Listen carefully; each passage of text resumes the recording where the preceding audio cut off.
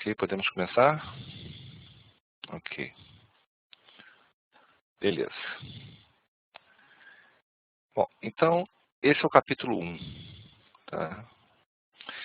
O capítulo 1 do módulo 4 é um capítulo bem introdutório, ele descreve mais ou menos de maneira superficial o que vai ser visto no resto do capítulo, tá? Define o que é o WAN, tá certo? E descreve algumas tecnologias usadas para essa rede de longa distância, tá? Então, começando aqui, ele coloca aquela coisa que já foi, inclusive, colocada dentro dos capítulos também, né? Que você tem aqui a LAN, você tem até aqui um outro escritório, um acesso remoto, e você tem a WAN como sendo intermediário para essa ligação a longa distância de duas redes diferentes, tá?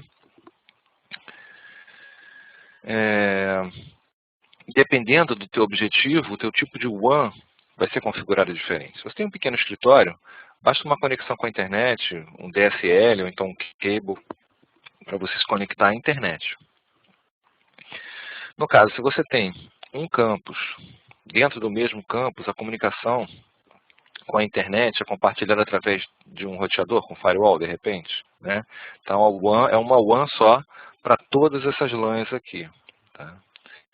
Se você tem um esquema de sede e filiais, você pode usar o WAN, ao caso a internet, ou mesmo uma rede desconectada da internet, mas uma rede WAN, para conectar as filiais ao escritório central, ou as filiais entre si, tá certo? E um sistema distribuído, que seria o mais complexo de todos, né, que você poderia ter acesso de casa, acesso à internet, acesso a redes corporativas, tudo usando a WAN, né, usando o sistema mais complexo possível aí, que a Cisco coloca aí, tá gente? Tá bom? O que acontece?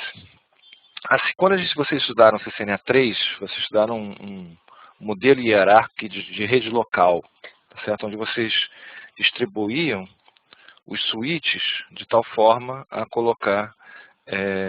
organizar as coisas, né? No caso da rede local.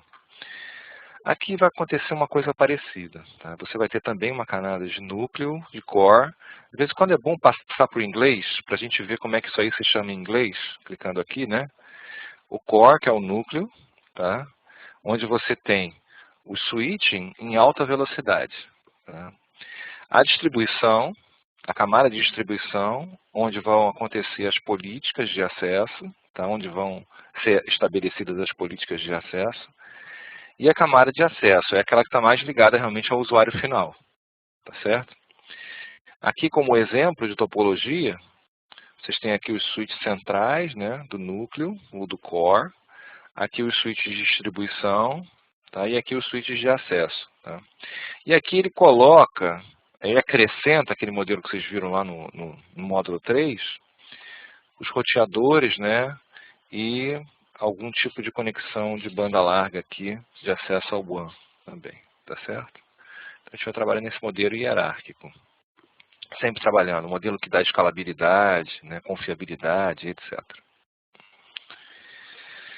Bom, aí o que acontece? A Cisco elaborou que ela chama de arquitetura corporativa Cisco, tá certo? Que é um modelo de como é que você deve utilizar os equipamentos para ter a maior confiabilidade, escalabilidade da tua rede. Tá? Então, aqui ele está mostrando um exemplo, né, que você tem o campus, os locais, as filiais, aqui uma central de dados de armazenamento, um data center, e aqui um possível funcionário remoto, tá certo? E as diversas conexões entre essas instâncias. Tá? Então, esse é um modelo que a Cisco desenvolveu para orientar os seus clientes como é que eles vão usar, na verdade, todos os equipamentos, toda a tecnologia oferecida hoje em dia. Aqui está de maneira mais estruturada essa questão, tá certo? Onde você tem aqui o campus corporativo, tá? Você tem a camada de acesso, né? ao campus, a camada de distribuição e a camada de núcleo aqui, tá certo? Você tem o servidor que guarda dados e outras coisas mais, também tudo conectado, né? Aqui a borda, então, o que você tem na borda entre o campus e a parte externa, tá? Então você tem também cada um desse conjunto de equipamentos aqui exercendo a sua função, tá? E aqui é o WAN. WAN e internet. Por que eu coloco WAN e internet? Porque você pode estar conectado, por exemplo, a outro campus sem necessariamente usar a internet. Pode ser uma conexão direta de longa distância, né? Como, por exemplo, acontece na escola Rio e Nilópolis, são conectados através de uma WAN sem conexão com a internet, só liga os dois campi, tá?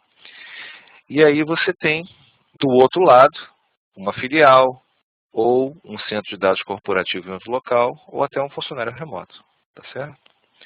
Essa estrutura aqui em blocos, ela pode se refletir nessa topologia aqui, tá? Aqui ele já está mostrando os equipamentos usados, né? E as devidas posições desses equipamentos. Ou seja, quando você monta uma rede, não é só sair ligando equipamento. Você tem que se preocupar em estruturar essa ligação dos equipamentos. Aqui você está vendo, essas ligações permitem o quê? Redundância. Então você vai ter confiabilidade. Tá? E essa estrutura aqui, hierárquica, permite o quê? Escalabilidade. Ou seja, se você tiver que expandir, é muito fácil. É só você colocar mais equipamentos na camada que você quer expandir. Tá certo? E aqui, por fora, aqui você tem um funcionário remoto, você tem uma outra filial, e aqui a parte da borda, né, que você conecta na WAN. Tá? Ok? Se tiver dúvida, vai no chat que eu consigo ver, ou então no QA, Question and Answers, tá? Que você, colocando o mouse assim em cima da tela, você consegue acessar essas ferramentas. Tá? Muito bem. Aqui tem um exercício, depois vocês fazem em casa, que é exatamente a mesma coisa que isso aqui, só que para você ficar encaixando as pecinhas lá, tá? Só para você saber se você decorou direitinho isso aí, tá? Muito bem. Agora, voltando para o modelo OSI, aonde que a WAN ela se encaixa no modelo OSI? Né? Onde é que a WAN se encaixa no modelo OSI? Ela se encaixa nas duas camadas de baixo, na camada de enlace e na camada física, camada 1 e camada 2 do modelo OSI. Tá? E aqui ele está colocando alguns exemplos de serviços de WAN. Tá? Frame Relay, ATM, HDLC. Tá? E na camada física, alguns exemplos de camadas físicas, de objetos, né? E serviços que você tem na camada física. Tá? No caso aqui no CCNA, nível CCNA, a gente não vai ver a ATM, mas Frame Relay a gente vai ver em detalhes, e outras tecnologias. Uma coisa importante, tá, é saber, quando a gente fala de WAN, a gente está falando de borda, é saber o que a gente precisa para a gente ter uma WAN. A gente precisa contratar um serviço. Tá? Se a gente fosse fazer uma WAN sozinha, a gente ia gastar muito dinheiro. Toda a infraestrutura você imagina quantas fibras óticas a Oi ou a Telefônica, ou seja, qual for a operadora, quantas fibras eles têm passando, né, essa estrutura física. Quantos equipamentos eles têm. Isso para uma pessoa normal, uma empresa normal, isso é impossível da pessoa arcar com essa infraestrutura. Então, quem arca com essa infraestrutura são os provedores. Tá? E o que é responsabilidade do cliente, o que é responsabilidade do provedor? O que é minha responsabilidade, o que é responsabilidade? Onde acaba o limite onde eu compro os meus equipamentos e começa o limite onde os equipamentos são de responsabilidade, equipamentos e infraestrutura são de responsabilidade da operadora. Né?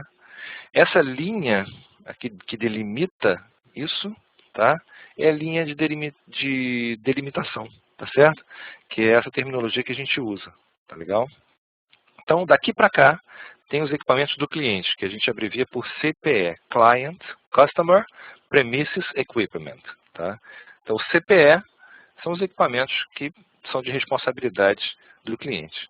Enquanto que os que são de responsabilidade da operadora ficam do lado de lá. Tá certo? Esse DTE e DCE são ambos CPE, sendo que o DTE ele é Data Terminal Equipment, geralmente é o roteador. Tá? E o DCE é o Data Communication Equipment, que é geralmente um modem ou alguma coisa do tipo. Tá? Em certos locais, esse modem aqui é de responsabilidade já da operadora. Tá? Mas o importante é saber que esse ponto aqui, o ponto de demarcação, é o limite físico entre o que é de responsabilidade da operadora e a responsabilidade do cliente. Tá? Dispositivos de WAN. Os dispositivos de WAN são constituídos por switches e roteadores, tá certo? Que são ligados e configurados de uma maneira que está além do escopo do curso CCNA explicar, tá certo? Para a gente vai aparecer como sendo uma nuvem, tá? E eles fazem todo o serviço de conexão entre dois pontos remotos, tá? No caso aqui ele está dando alguns exemplos, um servidor de acesso, aqui no caso do modem, tá? Aqui o modem DSL, uma linha de telefônica normal, né, física, usando para o acesso DSL. Uma ligação com cabo de rede, geralmente cabo de televisão, o modem a cabo aqui. E uma linha fibra T1 com CSU-DSU. Quem já trabalhou em backbone, alguns já viu esse CSU-DSU, uma caixinha, né? Que é geralmente o provedor que fornece, ok? Tá. Aqui está mostrando alguns padrões que são usados na camada física, tá? Para conectar os diversos tipos diferentes de WAN. Tá? Então, são alguns padrões da indústria, EIA, TIA, RS-232 e outras mais, V35, X21, tudo isso na camada física, cabeamento. Tá? E aqui mostra alguns exemplos de cabo. Tá? Dependendo do formato do cabo, você vai ter um padrão diferente, tá? Só para apresentar esses padrões de cabo para vocês. Tá? E na camada 2, tá, você também tem os protocolos referentes ao WAN. Tá? Então, alguns protocolos WAN são HDLC da Cisco e PPP, que podem rodar, geralmente rodam em linhas dedicadas. Tá? Você tem o X25, Frame Relay e ATM, é uma outra classe de protocolos de rede. E o SDN, uma outra classe também. Tá certo? Então, repara, e aqui ele apresenta para vocês o tipo de protocolo usado em cada um desses exemplos citados aqui. Tá? Vou apresentar para vocês isso.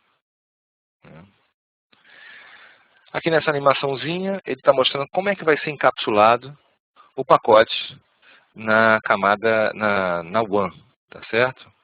Ele recebe um encapsulamento um pouco diferente dos encapsulamentos da camada superiores. Esse encapsulamento, ele leva o endereço, ele leva o controle, leva os dados em si, que vem da camada 3. Né? Aqui tem uma correção, uma checagem para ver se tem erro. Tá? E os flags de início e flags finais para facilitar o trabalho da camada 1. Tá? No cabeçalho, né, de dados do frame, dos cabeçalhos do frame da WAN, né, o frame ou quadro em português, tá? Você tem nesse cabeçalho o endereço, um bit ou alguns bits de controle, e o protocolo que é usado na camada superior. Tá? Se é, por exemplo, IP ou se é IPX, tá? Fica no cabeçalho aqui, porque isso é importante para saber como é que você vai trabalhar com esse quadro. Tá? Aqui ele vai mostrar alguns tipos de comutação WAN. Tá? Comutação de circuito é a mesma usada, por exemplo, em telefonia. Né? Para a gente ter uma visão do que vem a ser comutação de circuito, é só lembrar aqueles filmes antigos com as telefonistas, que a função da telefonista era encaixar aqueles plugs nos buracos certos para conectar o que? Fisicamente um emissor com um receptor. Tá? Na comutação de circuito acontece isso, hoje em dia não é mais telefonista, é tudo eletrônico, né? Então, enquanto duas pessoas estiverem conversando, esse circuito fica totalmente dedicado a essas duas pessoas. Ele não vai poder ser compartilhado. Tá? Uma vez que desliga a ligação, tudo bem, eu posso usar esse circuito para outra ligação. Mas os circuitos são dedicados, tá? No caso, com o conceito de comutação de circuito. Tá? A comutação ela é feita quando uma ligação é estabelecida. E ela só é desfeita depois que essa comunicação acaba. Tá? Okay? Já na comutação de pacote, não. Tá? Na comutação de pacote, o que você tem? Toda a parte física está sendo usada simultaneamente por vários pacotes diferentes, tá certo? E, então, a inteligência de comutação, ou seja, o compartilhamento dos equipamentos e dos links, ela é feita a nível de pacote, tá certo? Então, os pacotes, todos eles circulam na WAN, tá certo? Só que eles são comutados de forma a otimizar essa infraestrutura de WAN, tá? Economizar para você poder compartilhar. Tá? Qual é o princípio da operadora telefônica? A operadora telefônica tem os equipamentos, tem os fios, tem as fibras, etc. E vários clientes usam a mesma infraestrutura. Tá? Como é que ela é feita, esse compartilhamento dessa estrutura? No primeiro exemplo, a gente viu compartilhamento de circuito, comutação de circuito, e aqui, comutação de pacotes, num nível lógico superior. Tá certo? Então, fisicamente, continua a mesma coisa. Agora, a lógica que muda. Tá? E aqui tem mais um exercíciozinho para vocês fazerem em casa, que é justamente sobre o que vocês leram anteriormente. Tá? Bom, aqui está um resumo, um diagrama, um fluxo, né? Não é nem fluxo, é um diagrama para organizar as ideias. Tá certo? Isso daí não tem nada a ver com topologia, tá? É só para organizar as ideias. Então você tem o WAN, o conceito de WAN, tá certo? Ele é ligado ao quê? Ele pode ser privado ou público, tá certo?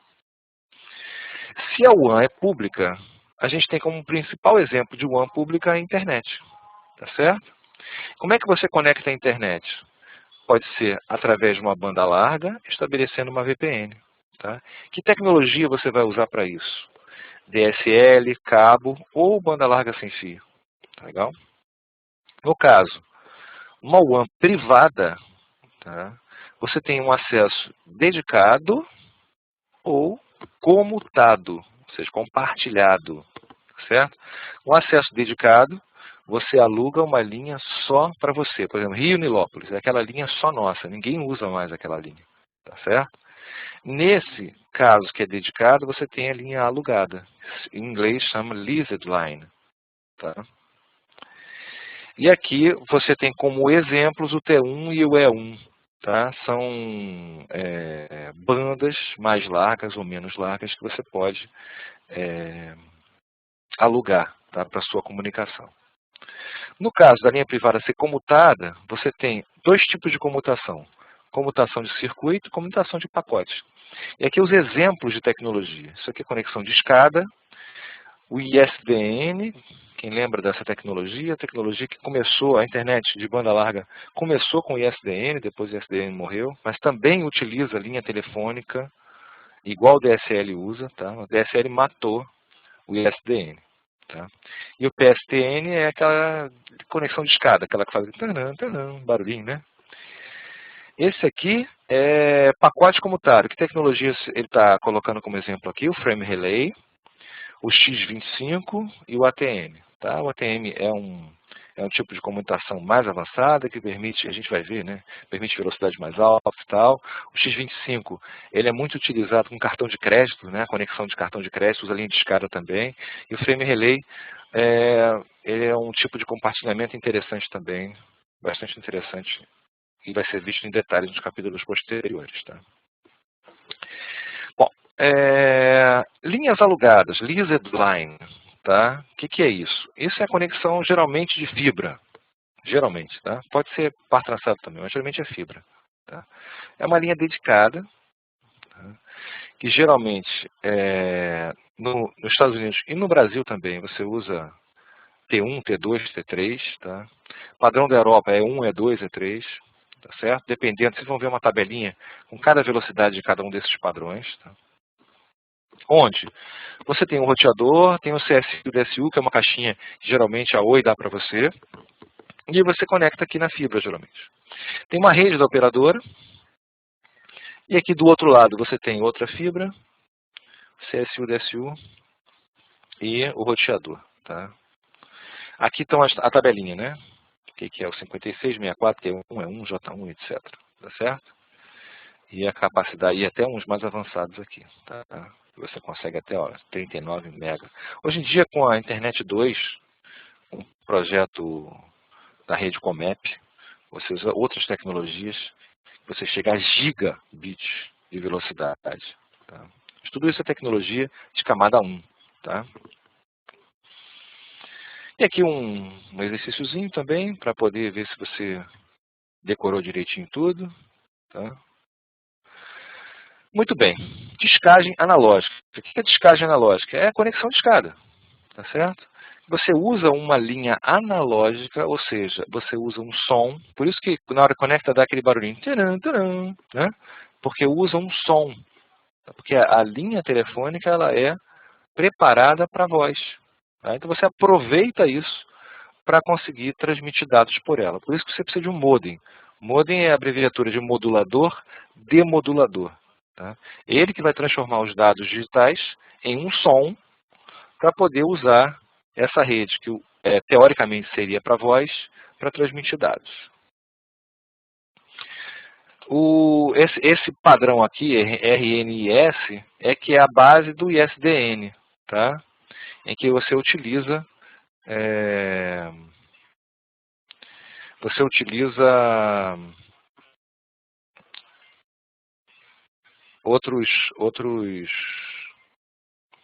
outras tecnologias para isso, tá? Você utiliza vários canais. Isso aqui não são os fios, não, tá? São os canais utilizados, tá? Para transmitir as informações. No caso, usa as linhas telefônicas também, mas nesse caso o tráfego é digital, não é som, é um tráfego digital, tá certo? Isso foi muito usado, ISDN foi muito usado numa época aqui no Brasil. Nas primeiras conexões de banda larga era via ISDN. Tá? Tinha um modezinho já próprio para isso. Okay? E aqui mais um testezinho. Okay? Agora ele vai falar das tecnologias de comutação de pacote mais comuns. O X25, que eu já falei, ele é usado, ele tem baixa velocidade, mas tem uma confiabilidade boa, tá certo? Porque ele é um circuito isolado, vamos dizer assim, usa a linha telefônica também, mas não é isolado, um pouco isolado da telefonia tradicional, tá certo? Muito usado em cartão de crédito. Hoje em dia, esses maquininhas de cartão de crédito podem se conectar ou pela linha telefônica normal ou por celular, tá? Então essa é a parte física da questão, mas a parte da camada de enlace, ela é administrada pelo X25, tá certo? Então o X25 é um protocolo usado especialmente para isso, tá? Então você tem esses circuitos aqui, SVC e PVC, são circuitos privados, tá? De conexão entre um determinado local e outro local. No caso do cartão de crédito, é o estabelecimento de comércio e a operadora de cartão de crédito. O frame relay já foi uma evolução aí do X25, tá? Que você permite velocidades mais altas, mas também não tão altas, tá? E permite você fazer uma série de negociações aí. Mas são circuitos privados também, que são estabelecidos através da WAN, tá? E o ATM é uma tecnologia mais avançada que permite voz, vídeo, dados e etc. É preparada para isso. Tá? Então ela tem uma inteligência nessa comutação de pacotes aqui, tá? Que é a multiplexação de pacotes que eu utilizo, tá? Que vai tornar isso aí mais eficiente e eficaz. Foi uma tecnologia bastante promissora, tá?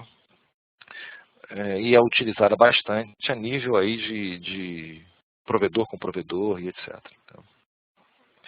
Mais uma tabelinha. de exercício. Ok, e o serviço de banda larga para quem está em casa, né? A gente tem o DSL, que todo mundo conhece, né? Velox, essa coisa. Tá? Você tem aqui o roteador, o modem, e na operadora você tem lá um local que você recebe. Tá? O interessante do DSL, a diferença do DSL para o cabo, né? O cabo é o Virtua, tá? É que o DSL você tem um circuito independente para cada pessoa, tá? Você tem, por exemplo, a tua linha telefônica, é só a sua linha, ela chega direto lá, tá? E o compartilhamento vai acontecer aqui na operadora. No caso do modem a cabo, geralmente é um cabo só para todos os clientes do mesmo prédio, por exemplo, tá? E você tem que compartilhar esse e-mail, ok? Então, isso aí tem um limite. Se a operadora não ultrapassar esse limite, tudo bem. Senão você começa a ficar limitado na questão física. Aqui não tem limite, aqui é um fio para cada um. E a banda larga sem fio, que geralmente o mais famoso assim, de longa distância é o WiMAX, tá? Que é o padrão 802.16, que permite você conectar banda larga sem fio. Okay? Aqui, o VPN ele funciona em cima de alguma dessas tecnologias, tá certo? Pode funcionar em cima da linha alugada, do frame relay, ou no caso, DSL, cabo. Quando é ponto a ponto, o que significa? Você está ligando por VPN uma filial numa matriz, outra filial numa matriz, ou seja, dois servidores ligados por VPN. Tá certo? O que é o VPN? É um túnel que se estabelece em cima da WAN, pode ser até em cima da internet, tá? E dentro desse túnel os dados ficam protegidos. Eles são criptografados e tem autenticação, tem uma série de coisas para proteger esses dados. Então, por isso a gente tem essa metáfora do túnel, onde os trafegam aqueles dados e aqueles dados ficam como se fosse uma conexão dedicada entre esses dois locais. E a VPN de acesso remoto, que é, por exemplo, um cliente utiliza para entrar na rede local da empresa. Então, à medida que ele estabelece essa conexão VPN, essa máquina é como se ela estivesse aqui dentro.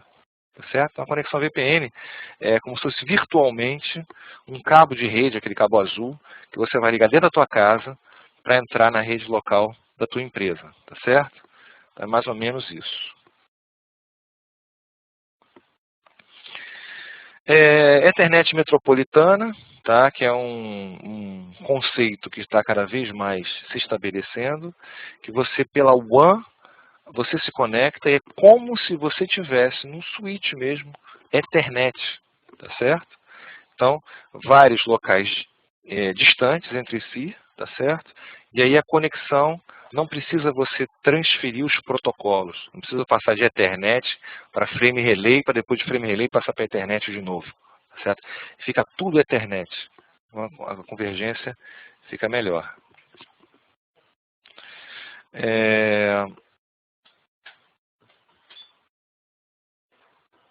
Aqui tem uma tabela comparando as diversas tecnologias que a gente falou até agora, tá certo? A descrição do que ela é, um resumão, né? As vantagens, as desvantagens e alguns exemplos de protocolos usados nesse tipo de WAN que você vai escolher. Então você tem aqui um menu de WANs diferentes que você pode escolher para o seu cliente. Dependendo do perfil dele, você vai escolher, vai explicar para ele as vantagens e as desvantagens importantes que vocês leiam essa tabela depois. Tá? Aqui mais um exercíciozinho, certo? E finalizou o capítulo 1. Ok? Dúvida aí? Beleza? Ok. Muito bem. Podemos passar para o próximo capítulo?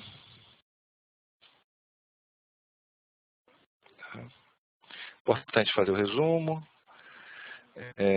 Esse desafio de integração de habilidades aqui é uma revisão, né? Uma revisão do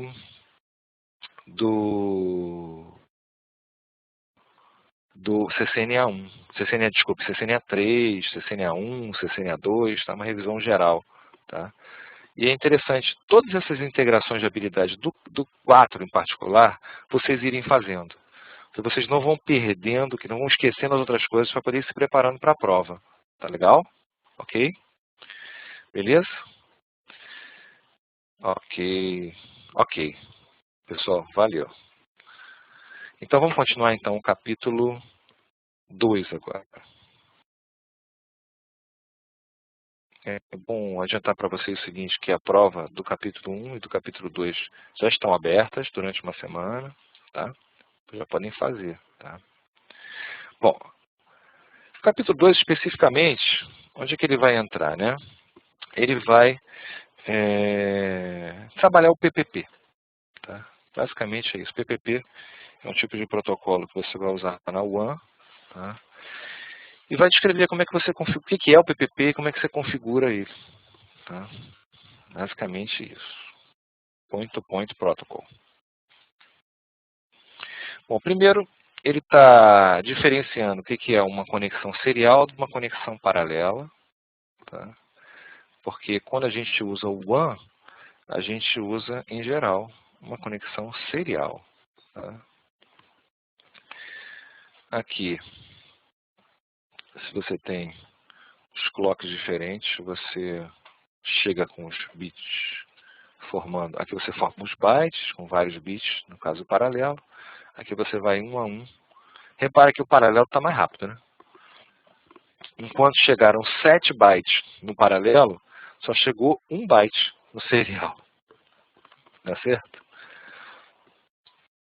Ocorre que, quando eu vou aumentando a velocidade, esses fios em paralelo começam a gerar uma radiação eletromagnética em torno dele, que gera um efeito que a gente chama de crosstalk, ou seja, bagunça os vizinhos, dados vizinhos. Tá? Então, a comunicação paralela possui um limite máximo de velocidade que eu posso ter. Tá? E a serial, esse limite é bem maior. Então, por que o serial acaba sendo mais rápido, em certos casos, do que o paralelo? Porque ele não tem crosstalk. Tá? Por isso, por exemplo, que o serial ATA, o padrão serial ATA é mais rápido que o padrão PATA, tá? Apesar de ser paralelo o outro. Mas não é isso que ele quer focar aqui. Ele quer focar que a comunicação WAN geralmente se dá de forma serial. Tá? Muito bem. E essa comunicação serial, ela acontece pode acontecer através da WAN, tá certo? Ou através do meio físico. Tudo bem? Ele está dando um exemplo aqui do RS-232, que é um padrão muito utilizado para comunicação serial. Tá? Então ele dá aqui a pinagem desse RS-232, tá?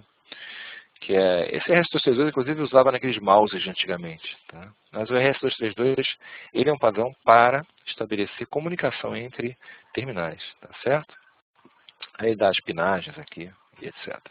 Tá? Falando um pouquinho de multiplexação, tá? O que é a multiplexação? É quando você pega vários dados provenientes de locais diferentes e utiliza um meio serial só para trafegar esses dados todos. Então você precisa multiplexar. Tá? E essa multiplexação por divisão de tempo, que é o TDM, cada um vai ter um intervalo de tempo para colocar o seu intervalo de tempo fixo para colocar o seu dado aqui. Tá certo? Então, no caso, o D colocou o dado dele aqui, o E colocou o dado dele aqui, o F colocou o dado dele aqui. Tem um tempo para cada um. Tá certo? Então, digamos, eu dou 5 milissegundos para esse aqui vai ter 1 milissegundo e esse aqui vai ter 2 milissegundos. Então, a cada 5 milissegundos eu vou poder colocar um dado.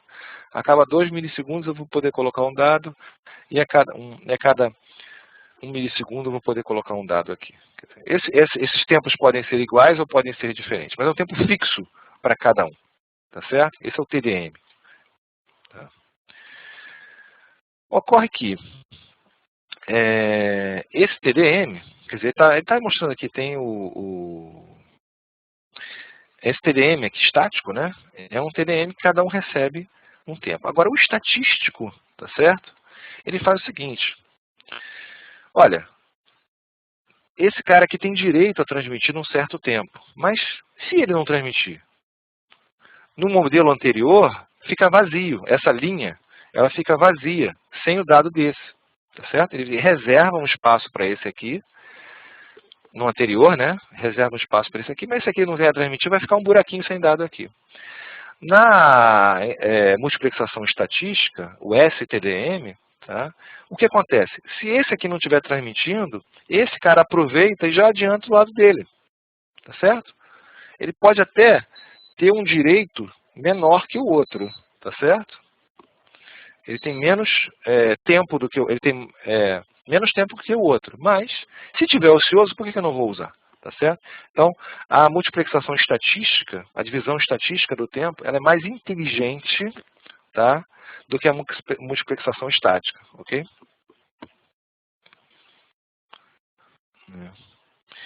Aqui ele está mostrando alguns exemplos de uso de multiplexação. Tá vendo? O ISDN usa o TDM, tá certo? Aquele estático. O SONET já usa o estatístico, tá certo? E aqui vários graus, que nem tinha T1, T2, T3, vários graus de DS, tá certo?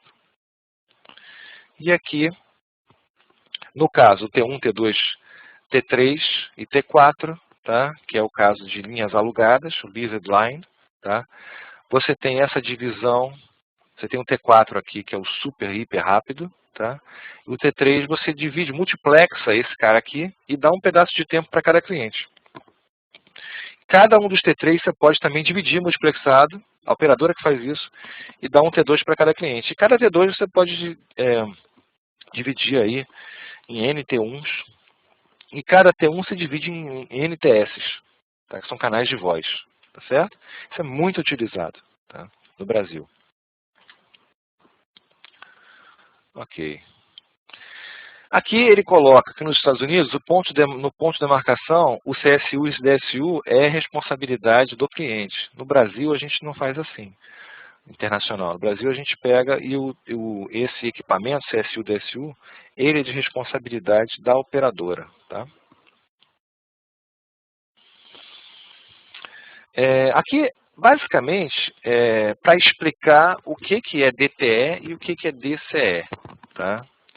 O DTE é a abreviatura de Data Terminal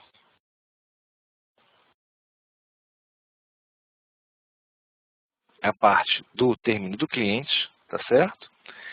E o DCE é a parte, geralmente, da operadora, e é essa parte, conexões síncronas, é essa parte aqui que oferece o clock, ou seja, a sincronização dos dados, tá?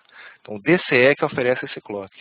E o DTE é um terminal, geralmente o roteador, tá? Que recebe esse clock. Tá? E aqui tem o WAN. Tá? E aqui o conector, os conectores usados, esse DB9 aqui usado. Tá? O que ele está colocando aqui é como é que você conecta dois equipamentos, como se fosse um cabo invertido, tá certo? Para você conectar dois equipamentos, a transmissão na recepção e a recepção na transmissão. Está apresentando o cabo serial de conexão WAN. Tá? Aqui alguns cabos para você conectar o CSU-DSU no DTE. Tá? O CSU-DSU, no caso, vai ser o DCE, e o roteador vai ser o DTE. São esses cabos que você usa em diversos padrões diferentes, tá vendo? Diversos padrões diferentes. Evidentemente, para cada um desses padrões, o roteador ele vai ter uma interface que aceite na camada 1 esses padrões, tá certo? Aqui, um exemplo de interface de roteador. Tá? Outro exemplo de interface de roteador, essa que é mais usada hoje. Os roteadores que a gente tem na escola são com esse mini DIN aqui, com Smart Serial. Tá? E no caso do laboratório, a gente não vai ter o CSU-DSU. Tá certo? A gente não vai ter esse equipamento que vem do provedor. Então a gente precisa ligar um roteador ao outro direto, simulando uma WAN. Tá? Para isso a gente usa dois cabos diferentes. Tá? O cabo DTE e o cabo DCE. Tá certo? O cabo DCE é esse fêmea e o cabo DTE é o macho. Você conecta um no outro e simula aquela situação, tá certo? Dessa conexão aqui, DTE, DCE. Tá vendo que um cabo é invertido, outro não é, tá certo? E aí eu vou ter que configurar um dos dois roteadores para gerar o clock. Tá? Quem vai gerar o clock? O DTE, o que vai ser DTE. O que tiver com esse cabo vai ser DTE. É muito interessante também, se por acaso você liga esse cabo aqui, nesse aqui, esse vai ser o DCE, né? Você tenta configurar o clock nele, ele detecta o cabo e diz, olha só, eu não sou DTE, então eu não tenho clock para dar. Tá certo? Você tem que configurar no outro. Tá? Interessante isso. Vocês vão ver isso na prática, né? Aqui ele está dizendo como é que as coisas funcionam dentro da placa de interface serial, tá? Como é que ela converte o serial em paralelo, tá? Através dessa UART aqui. E também a UART também dá o clock. Tá? Aqui está repetindo aquela figura, né, que a gente viu no capítulo 1, onde a gente tem os protocolos de encapsulamento WAN. Tá? No caso, na linha alugada, a gente pode usar HDLC, PPP e SLIP. Tá? Na comutação de circuito, a gente também pode usar HDLC, PPP e SLIP. E a comutação de pacotes são outros protocolos, X25, Frame Relay e ATM. Então você pode ter uma conexão de escada, por exemplo, PPP, que era comum antigamente. Quem usou modem de escada lembra desse protocolo. Tá? HDLC é o protocolo proprietário da Cisco, tá? E ok. Muito bem. A Cisco tem um HDLC próprio, mas o HDLC existe já num padrão. Tá? A Cisco ela só, vamos dizer assim, melhorou, tá? Esse protocolo. É o protocolo padrão dos roteadores. Se você não configura nada no roteador, conecta o roteador na rede, o protocolo padrão que ele vai usar, o encapsulamento padrão que ele vai usar é HDLC. Tá? E aqui está a melhoria que foi feita, dentro do dados colocou alguma coisinha.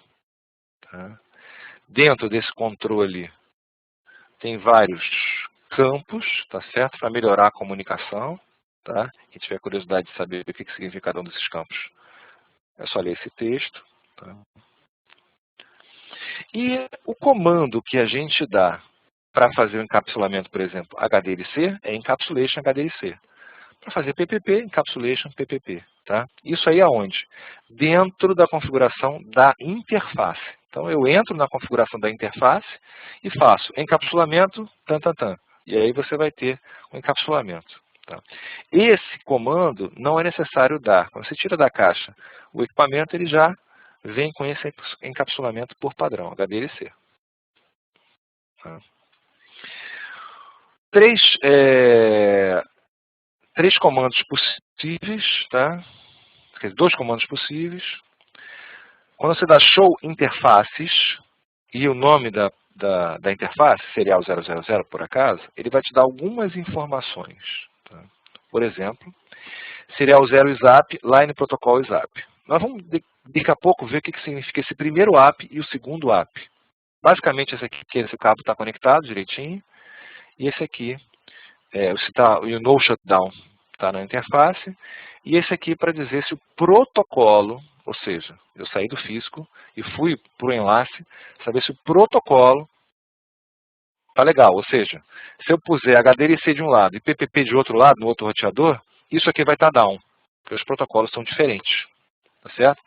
Se eu por acaso configuro uma senha de um lado e uma senha diferente do outro, o protocolo vai estar down, porque eles não estão autenticando. Tá? Então, esse app aqui significa o quê? Que o cabo está conectado e que eu dei o no shutdown. Tá certo? Só para adiantar, né? Aqui o encapsulamento. Então, o show interfaces é interessante para a gente saber, inclusive, qual é o encapsulamento que está. Se tiver down aqui, a gente dá o show interfaces, vê se o encapsulamento está a mesma coisa dos dois lados. Tá certo? Nos dois roteadores que estão conectados entre si. Tá? E, aqui ele está mostrando, né? O que é up, down, down, up, down, tá certo? Aquilo que eu expliquei. Mas resumindo, é aquilo que eu falei para vocês, tá certo? Aqui, quando uma coisa estiver down, ele explica o que pode estar acontecendo e qual seria as possíveis soluções, tá? Depois é interessante vocês darem uma lida nisso aqui. E os show controllers? Os show controllers, ele já é mais ligado à camada física. Por exemplo, que tipo de cabo que eu estou usando aqui, ó, V35, tá certo? Ele já, qual o clock rate? 64.000, tá certo? Então, no caso, ele é um DCE, tá certo? Porque o roteador está com aquele cabo lá, aquele macho, tá certo?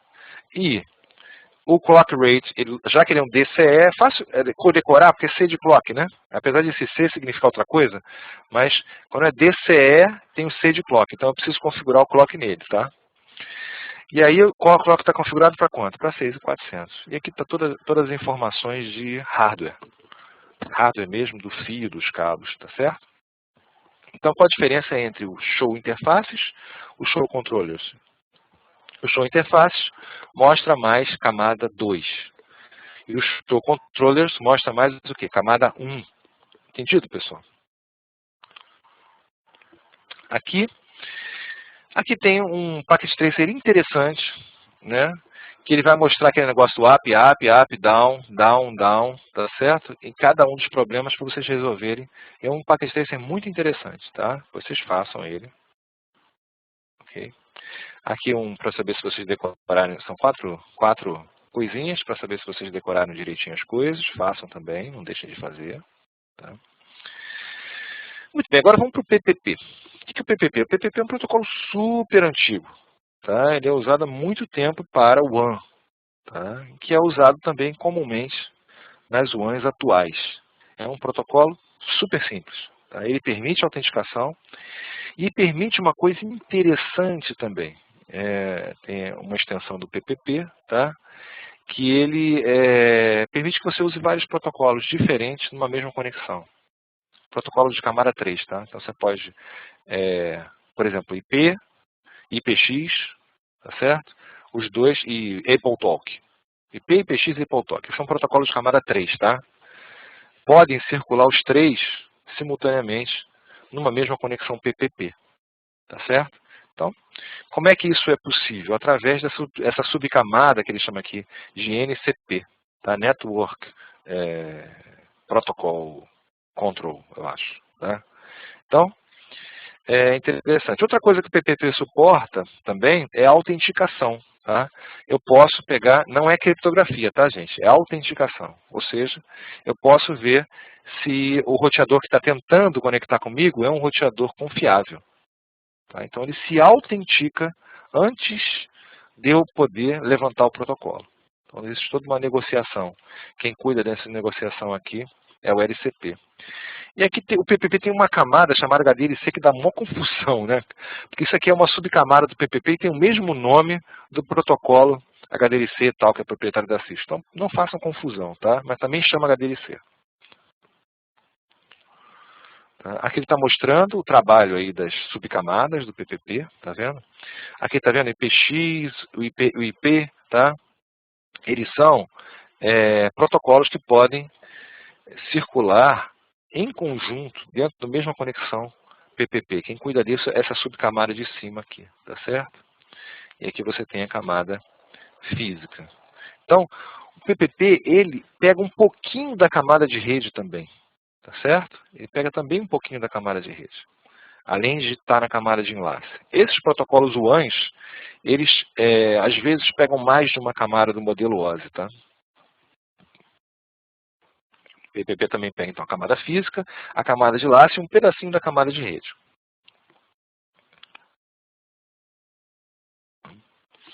Na camada de enlace, ele tem o protocolo de autenticação e outras opções se dão nessa subcamada de enlace, tá? Que é o LCP. Tá?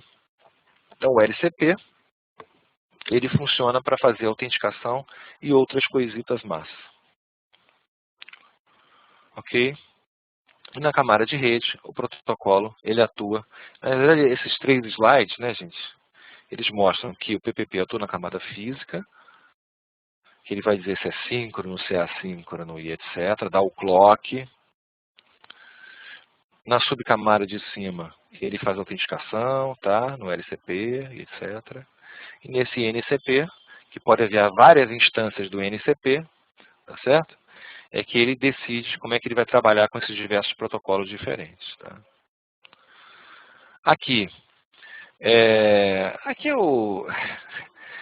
uma informação para a gente não é muito importante, tá? Mas é o que acontece dentro. Se você joga o Wireshark para monitorar esse PPP, você vai ver esses códigos aqui dentro do campo do cabeçalho, que diz que tipos de protocolo você está usando na camada 3. Tá? Tem vários possíveis, tá vendo? Ok, e aqui ele utiliza, o que é isso? Aqui é um quadro, é um frame PPP, tá certo?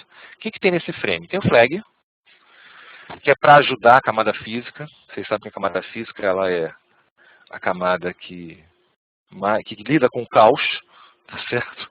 Tem ruído daqui, ruído dali, etc. Então, para ajudar a camada física, antes de cada quadro tem um flag, dizendo, olha só, aqui é um novo quadro. Geralmente esse flag tem um valor binário aí estabelecido para facilitar isso. O endereço, geralmente esse endereço é o endereço do broadcast. Por quê? Porque o PPP, como o nome já diz, é ponto a ponto. Então, para que eu preciso de vários endereços se eu só vou ligar dois lugares diferentes, né? Sempre ponto a ponto. Então, não precisa de endereço. Mas ele existe, esse pedacinho do cabeçalho existe, e no PPP ele é colocado como broadcast, ou seja, tudo um. Tá? Aqui há um pedacinho de controle, tá? Que é uma sequência binária que vê, porque lembra que vocês dividem em segmentos, TCP divide em segmentos e tal, então tem um controle aí. O protocolo que é usado na camada de cima, o protocolo que é usado lá no protocolo que está sendo encapsulado naquele quadro, tá certo? É importante saber o seguinte, gente, apesar do PPP ele poder trabalhar simultaneamente com vários protocolos diferentes, o que significa simultaneamente? Não é tudo num quadro só, tá? Você vai ter um quadro IP circulando, um quadro IPX circulando, um outro quadro AppleTalk circulando. E aqui diz que protocolo que eu estou usando. Os dados em si, que é evidentemente o mais importante para a gente, e o FCS, que é o controle de erro, como se fosse aqueles 2 dígitos finais do CPF, tá? Para dizer se isso tudo aqui está certo. Se não tiver, ele descarta o quadro. Tá? Ok. Como é que se estabelece uma sessão PPP? Tá? Não é só ligar os fios e pronto. Você liga os fios, ele fica up e down, tá certo? E aí depois de um tempo é que vai ficar up. Por quê? Porque várias coisas acontecem antes de ficar up. Então o PPP, ou seja, os 2 roteadores estão lá ligados em PPP. Eles vão trocar umas mensagens que não tem nada a ver com os dados que eu quero transmitir, que é para estabelecer a sessão. É uma coisa bem parecida com o que acontece com o TCP, na camada 4, tá? Se vocês já estudaram. Então, primeira coisa que eles trocam ideias aqui, ó. Vamos negociar? Né? Estamos estabelecendo o link. Beleza. Determina-se a qualidade do link. Podemos botar alguns detalhes sobre qualidade, ou talvez não, ou seja, eles medem como é que está o link para saber como é que eles vão estabelecer essa conexão. Depois, tem uma negociação do protocolo de rede. Tá? Então, o NCP é que vai tomar conta da situação. Tá? E quem realiza toda essa comunicação de negociação é a subcamada LCP do PPP. Tá? É o tipo da coisa que vocês só vão entender realmente, profundamente, isso aqui depois de ler. Tá? Por isso que é importante vocês fazerem a leitura. Aliás, uma coisa legal, se vocês puderem fazer, é fazer a leitura do capítulo antes da aula. Tá? Que aí, durante a aula, as dúvidas, a gente pode tirar as dúvidas. Tá? Agora, se isso é novo para vocês agora, são muitas coisas obscuras, tá? Porque a gente precisa fazer a leitura. Tá? E tem coisas também, importante dizer, que o CCNA não aborda, certo? O CCNP que vai aprofundar. Tá? Então, o que acontece? Fica meio jogado, e só se você for em outros recursos na internet que você vai realmente entender. Mas são coisas que não são importantes para o exame de CCNA. Tá? No caso, o que é importante para o exame CCNA? É saber identificar o que é o NCP, LCP e etc. Identificar que existe isso e saber a sua função básica. Como isso funciona, isso fica a nível de CCNP. Tá? O nível CCNA é o quê? identificar essas coisas e saber configurar. Por que eu preciso identificar essas coisas? Porque na hora que dá um problema, eu vou na minha cabeça saber teoricamente que existe, por exemplo, está existindo essa negociação. Eu estou vendo que está up e down, o protocolo está down. Então tem algum problema no PPP. Tá? Então eu vou fazer, por exemplo, um debug, alguma coisa, e vou observar cada uma dessas etapas aqui e ver qual etapa isso está falhando. Aí você vai descobrir, pô, a senha está errada. Ou então eu botei um maiúsculo onde era para colocar um minúsculo na senha. Então, aí você acaba entendendo o que vai acontecer. Mas é só para, não é saber exatamente o que está acontecendo. Tá? Como isso aqui, por exemplo. Isso aqui é um diagrama bem detalhado do que acontece. Mas não é uma coisa que você tem que decorar isso. Tá? Então, o que é esse diagrama? É tudo que ele explicou que acontece aqui, mas de maneira detalhada. Todas as mensagens que rolam ali. Tá? Tanto do estabelecimento do link, que é o fase 1, quanto da negociação, tá? Que é a fase 2. Tá legal, gente? Negociação. Ah, fase 3, desculpe. Negociação. Fase de qualidade ele nem coloca. Né? Aqui, esse LCP, como a gente viu anteriormente, é um tipo de comunicação que acontece antes dos dados trafegarem. Tá certo? São comunicações apenas de controle. Tá? Então ele vai colocar aqui alguns códigos LCP que podem ser trocados nessa comunicação, que fica onde? Fica dentro dos dados. Tá? Então o que acontece? Esse é um frame normal, como se fosse de dados, só que em vez de ser dados é de controle. Tá? E esse, dentro do lugar que era para estar os dados, vão estar os códigos LCP, né? Todos eles ligados à negociação que está graficamente mostrada aqui. Tá legal? Está sendo claro, pessoal? Se eu não estiver sendo claro, vocês falam, tá? Porque é importante vocês entenderem que entender isso aqui em detalhe nesse momento não é tão importante assim. Importante sim, identificar, ó, isso é importante, tá certo? Isso aqui não é tão importante. Né? Isso aqui também não é tão importante. Isso aqui também não é tão importante, tampouco isso aqui, tá certo? Mas são coisas que vocês vão observar. Tá legal? Bom, opções. O que o PPP ele te oferece, tá certo? Por que o PPP durou tantos anos? O PPP existe desde, sei lá, 1980, tá certo? Por que ele perdurou tantos anos? Porque ele é extremamente simples e tem muitas opções, tá certo? Uma delas qual é? Autenticação. A autenticação pode ser PAP ou CHAP, tá certo? São dois tipos de autenticação diferentes. Tá? Outra coisa, compressão. Ele pode comprimir os dados, isso é importante para linhas muito lentas. Ele comprime antes de mandar e o outro roteador descomprime. Tá? Outra coisa, ele pode estabelecer conexão com vários links diferentes. Tá certo? Manda no pacote. Ou seja, dentro de uma mesma situação física, eu posso fazer várias instâncias de PPP diferentes. Tá certo?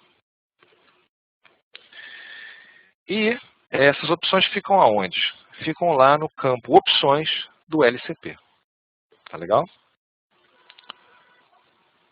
Se por acaso vocês usarem o Wireshark para poder monitorar os quadros que estão sendo colocados, um quadro PPP vocês vão ver todos esses caracteres de controle aí. Tá? Eu estou falando do Wireshark, gente. O Wireshark ele não é próprio para isso, tá? Você tem que usar um outro sniffer para PPP. O Wireshark é próprio para Ethernet, tá? Um outro sniffer, tipo Wireshark. Aqui, esse processo aqui é o processo do NCP. O NCP é aquela subcamada que trata o quê? Dos protocolos de comunicação, tá certo? Então, tem toda também a negociação aí. Tá? E aqui um quadrinho para ver se vocês decoraram tudo direitinho para a prova, tá? São 4 atividades. Divirtam-se em casa com elas, tá? Muito bem. mais campos do PPP, legal?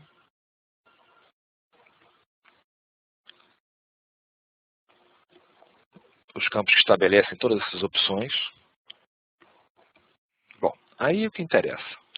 Como é que eu configuro no roteador a compressão e a qualidade do sinal, né?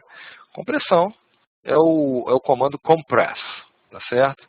Com alguns parâmetros opcionais que você pode colocar. Tá? Aí você tem que entender um pouco de compressão para poder saber como é que você vai usar esses parâmetros.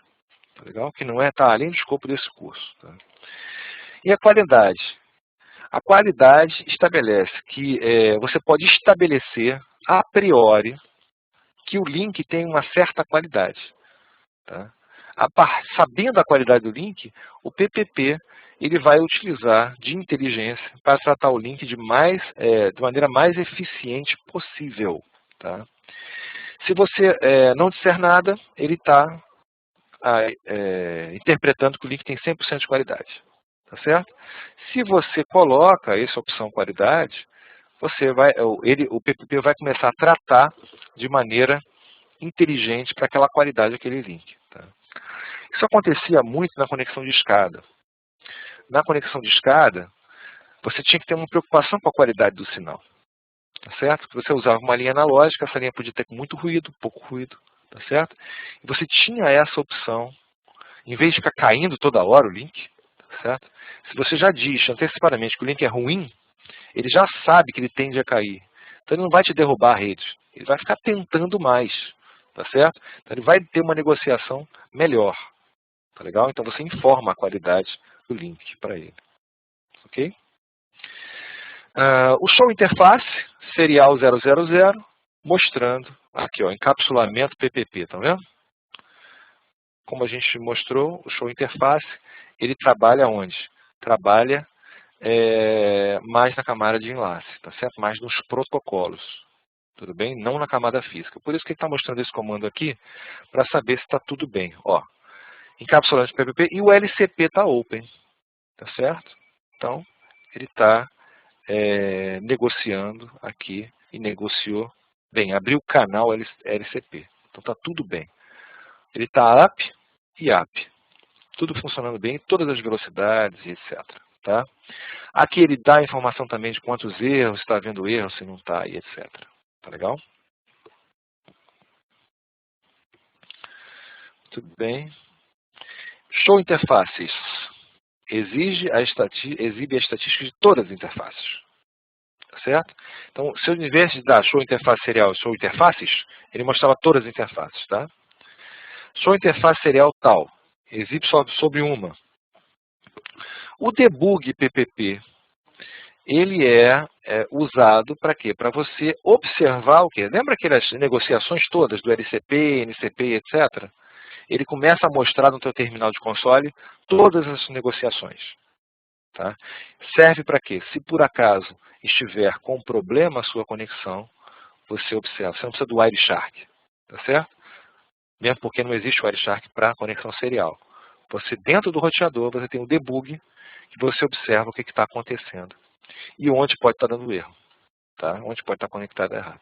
Uma vez que você já consertou, você dá undebug all para parar, porque o debug ele consome processamento, tá? Então, undebug all para parar de ficar debugando, tá legal? Ok. Aqui, muitas vezes o debug PPP puro, ele vai te mostrar tudo, e você não quer ver tudo. Você pode ver só packet, negotiation, erro, authentication, compression, ou CBCP. O que é isso? Ele exibe, quando você dá debug PPP packet, ele exibe os pacotes que estão sendo enviados e recebidos. O negotiation, ele mostra as etapas de negociação. Lembra aquela negociação LCP que a gente viu, né? O erro, ele mostra estatísticas de erro. Aquele show interface mostra também. Mas o debug PPP erro mostra ao vivo, quer dizer, em tempo real. Tá? Debug PPP Authentication, ele mostra as mensagens de erro ou mensagens corretas da autenticação, tanto o SHAP quanto o PAP. Tá? Compression, ele mostra os parâmetros de compressão. E o CBCP, ele exibe erros, tá? Associados ao PPP que utiliza esse MSCB aqui, tá certo? Que é um negócio mais raro. Ok. Tá. Muito bem. Roteador 1, roteador 3, não sei porque ele não colocou o 2, né? E aqui é a operadora, no meio do caminho, protocolo PPP, essa aí aqui. Tá? O que vai acontecer no roteador? Quando eu dou debug PPP packet, vai aparecendo, olha, tá vendo? O LCP open, tá? Vai aparecendo toda a negociação LCP, aquelas setinhas que vocês viram, vai acontecer, vai mostrar aqui tudo o que está acontecendo, tá? Todos os dados que são trocados entre eles. Debug PPP Negotiation. Vai aparecer, olha, a negociação toda para estabelecer a conexão. Tá? É mais ou menos um request e o acknowledge. Tá? PPP erro, para saber se existe algum erro, tá? Na comunicação. E o packet tracer. Tá? Como é que esse packet tracer é rapidinho. Como é que você pega dois roteadores, estabelece uma conexão PPP entre eles e eles vão funcionar. Tá? É importante fazer esse packet tracer também. Muito bem, autenticação. Isso é bastante importante para o CNA. Tá? Como é que você autentica? Olha que interessante. Tá? No PAP é um handshake bidirecional. Tá? Esse cara aqui manda um nome de usuário e senha, e esse aqui aceita esse nome de usuário e senha. Tá? No SHAP tem um handshake duplo, ou seja, esse roteador, ele quer, aliás, o R1 quer se conectar a R3. O que o R3 faz? Ele manda um desafio para cá. Tá legal? E aí, esse aqui responde o desafio e esse aqui aceita ou rejeita essa resposta. Tá? O SHAP, ele é um protocolo mais seguro de autenticação, porque ele usa MD5, tá? Ou seja, ele criptografa a senha, tá? Não os dados. Tá? Ele criptografa a senha e essa senha ela não aparece, você não dá para você descobrir a senha esnifando isso aqui. O PAP já dá, a senha já fica aberta, tá legal? Bom, o que acontece, inicia o PAP como? O R1 manda o nome de usuário e senha por R3 e o R3 aceita ou rejeita. Simples, né? Tá. O SHAP. O SHAP manda um desafio. Esse cara responde, ele aceita ou rejeita. Né? O processo de autenticação, ele pode acontecer de duas maneiras. É interessante. Olha, você pode ter as senhas e usuários armazenados localmente ou armazenados num servidor. Tá certo? Então, se for sem autenticação, vai direto. É o padrão, tá? Quando você dá encapsulation PPP dos dois lados, eles pegam e começam a falar. Eu não preciso, a autenticação não é obrigatória. Tá? Agora, se eu configuro a autenticação, eu vou ter duas opções. Ou eu tenho êxito, que eu estabeleço o PPP, ou eu tenho falha, que aí eu desconecto. Tá? No caso, se o servidor for local, desculpe, a busca do banco de dados é num lugar local, dentro do roteador. Se for no servidor, o roteador ele vai se conectar por outra interface, evidentemente, a um banco de dados, a um servidor, para comparar a senha que está falando com a senha. Tá? Exemplo do SHAP. Tá? Aí ele tá vendo, olha só, o link estabelecido, toda aquela negociação, né? O R2 manda um desafio, esse desafio criptografado, tá certo? Se esse R1 tiver a chave de criptografia correta, ele vai conseguir passar pela maquinazinha do MD5, vai conseguir resolver esse desafio e vai fazer o quê? Vai mandar de novo isso criptografado para cá. Ele vai usar a chave dele, vai descriptografar e vai descobrir, não, aquele cara sabia a minha chave. Beleza, então eu vou estabelecer o link. Tá legal? Bom, isso é importante, tá, gente? Como é que eu comando? Tá? É PPP Authentication. É o comando. Tá? Eu posso dar 3 tipos de comando. PPP Authentication SHAP, PPP Authentication PAP e posso dar PPP Authentication SHAP PAP, PPP Authentication PAP SHAP. O que é isso? Se eu dou PPP Authentication SHAP, eu digo a autenticação vai ser SHAP. Se eu dou PPP Authentication PAP, eu digo a autenticação vai ser PAP. Se eu dou SHAP PAP, eu digo o seguinte, olha, tenta SHAP primeiro. Se não der certo, tenta o PAP. Se fizer o contrário, tenta o PAP primeiro. Se não der certo, tenta o SHAP. Beleza? É mais ou menos isso o comando. Tá? Ok. Bom, como é que acontece a configuração no mundo real? Tá? No mundo real você vai chegar no roteador. Tá? Importante. Como é que a Cisco faz dentro do iOS essa autenticação local? Tá? Através da criação de um usuário. Tá? Ele vai criar um usuário e senha dentro do roteador. É assim que ele usa o banco de dados local. Tá certo, gente? No caso, olha que interessante. Eu estou no R1. Eu quero me conectar ao R3. Então eu vou criar um usuário cujo nome de login é o hostname do outro, username R3, password, alguma coisa. Tá certo? Do outro lado eu faço o inverso. Tá certo? Como o usuário que eu uso é o hostname do oposto, do que está do outro lado da linha, password, o mesmo password. Certo? Ok? Uma vez criados os usuários, eu já tenho o banco de dados local de usuário e senha. Tá legal? Como é que eu faço?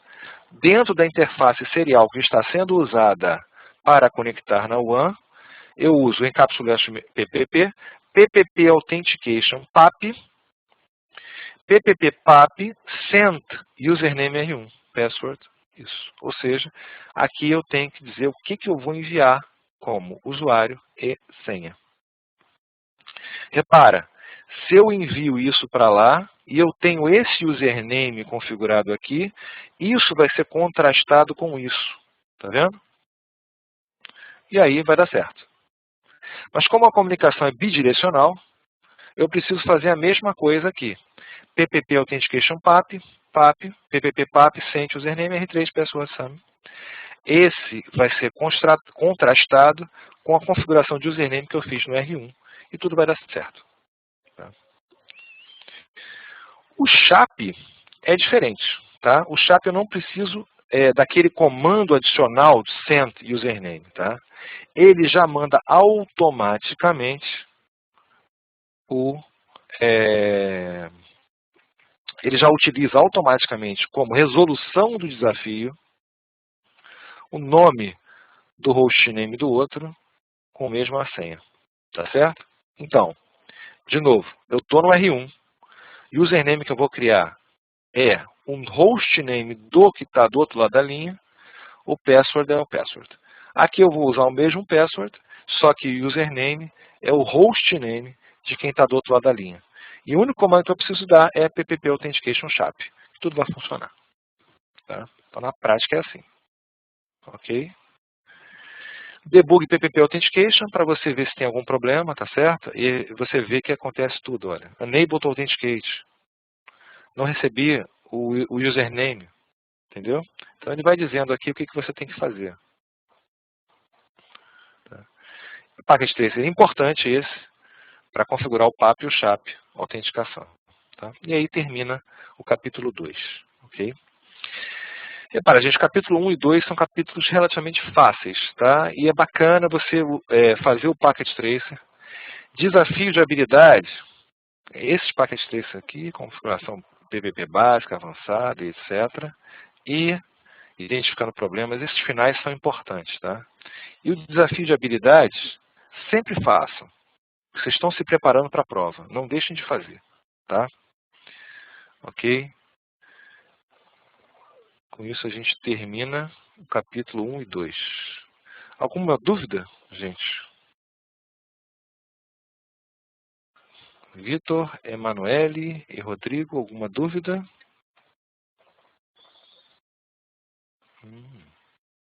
Ok. Ok, pessoal. Então espero que vocês tenham aproveitado a aula. Façam a leitura, façam a prova. E a gente se encontra novamente na quarta-feira de manhã novamente, ok? Beleza? O link para a gravação vai ficar disponível no Netspace. Avisam outros colegas isso, para eles estudarem. Emanuele, quer falar alguma coisa?